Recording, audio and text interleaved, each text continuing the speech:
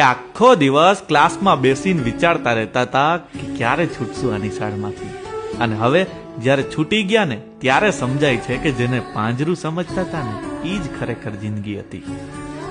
અંગૂઠા પકડા હોય અને માથે માસ્તરે ફૂટપટ્ટી મૂકી હોય તોય ભાઈબંધ મસ્કરી કરીને હસાવતા એ સજા યાદ આવે છે.